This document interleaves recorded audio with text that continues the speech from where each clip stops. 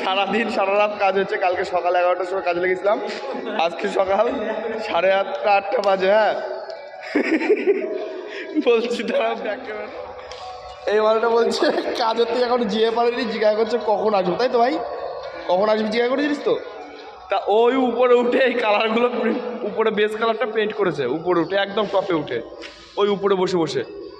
তা পেন্ট করার পরে আমি এদের বোঝাচ্ছি যে ভাই জোশে জোশে কাজ করলাম আজকে, এখন রুমে গিয়ে স্নান করে কেউ দেখি বসে থাকতে পারবে না, ঘুম চলে আসবে।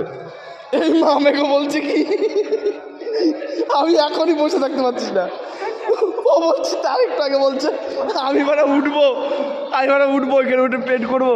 তা তুই মানে এখনই বসে থাকতে পারছিস না, তুই ওখানে উঠে কি করে পেন্ট করবি?